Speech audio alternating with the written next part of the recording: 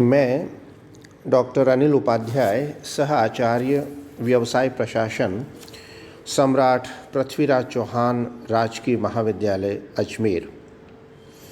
कल हमने प्रस्ताव और प्रस्ताव संबंधी वैधानिक नियमों के बारे में जानकारी प्राप्त करने का प्रयत्न किया था।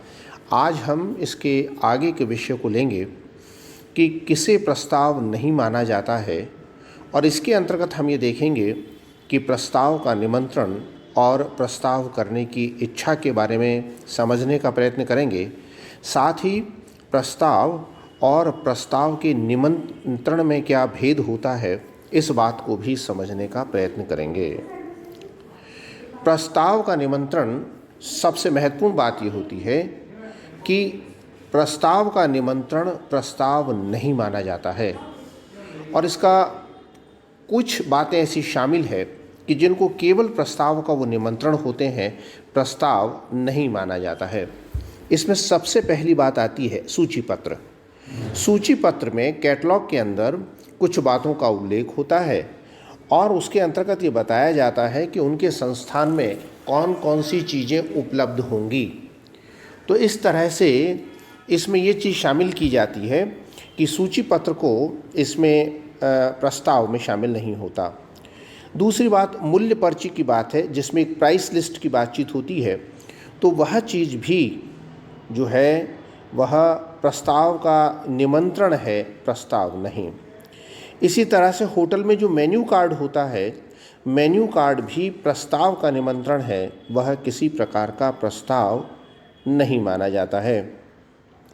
इसी तरह से अगर कोई व्यक्ति पूछताछ करता है और पूछताछ का उत्तर दिया जाता है, तो उसमें भी ये बात शामिल होती है कि वह भी प्रस्ताव का निमंत्रण होगा।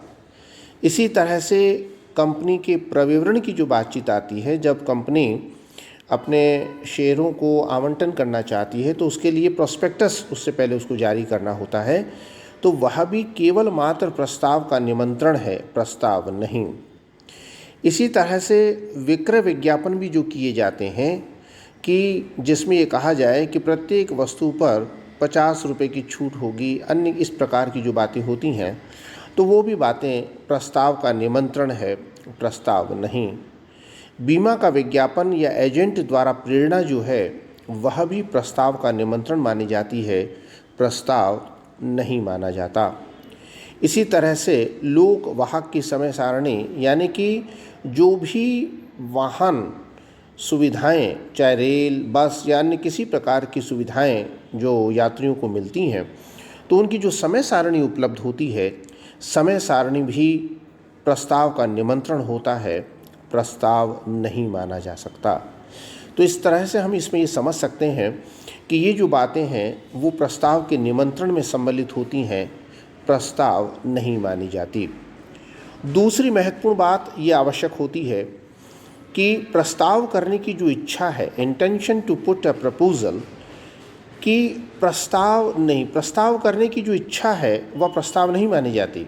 अगर कोई पिता अपने संभावित दामाद को एक पत्र लिखता है कि मेरी मृत्यु के बाद शेष संपत्ति में से एक भाग मेरी पुत्री को भी मिलेगा, तो इसका मतलब ये नहीं है कि यह कोई प्रस्ताव है, यह केवल मात्र एक प्रस्ताव करने की इच्छा माना जाता है। तो इस प्रकार प्रस्ताव का निमंत्रण और प्रस्ताव में भेद है, प्रस्ताव करने की इच्छा और प्रस्ताव में भेद पाया जाता है।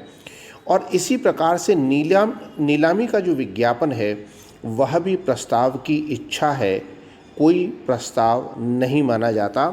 इस संबंध में 1873 में हैरिस बनाम निकर्सन के मामले में न्यायालय के द्वारा निर्णय दिया गया।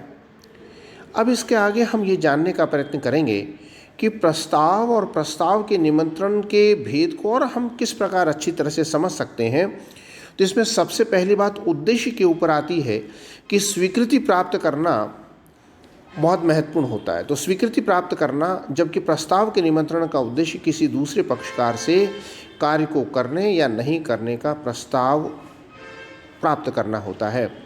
तो इस तरह से प्रस्ताव के अंतर्गत स्वीकृति का भाव होता है, जबकि प्रस्ताव के निमंत्रण में स्वीकृति के भाव का अभाव पाया जाता है। ठहराव का निर्माण, प्रस्ताव की स्वीकृति से ठहराव का एग्रीमेंट का जन्म होता है, जबकि प्रस्ताव के निमंत्रण को स्वीकार करने से प्रस्ताव का जन्म होता है, ठहराव का नहीं। तो ये भी इनके अंतर्गत एक भेद पाया जाता है। और दायित्व की बात भी आती है कि प्रस्ताव के स्वीकृत हो जाने से दोनों पक्षकारों के कानून के अनुसार दायित्व उत्पन्न हो जाते हैं, जबकि प्रस्ताव के निमंत्रण को स्वीकार करने से किसी भी पक्षकार का दायित्व उत्पन्न नहीं होता है।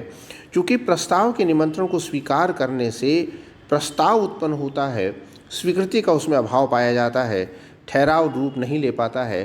तो इस तरह से हम इसके अंतर्गत ये समझ सकते हैं कि प्रस्ताव व प्रस्ताव के निमंत्रण में उद्देश्य के आधार पर, ठहराव के निर्माण के आधार पर और दायित्व के आधार पर भेद पाया जाता है।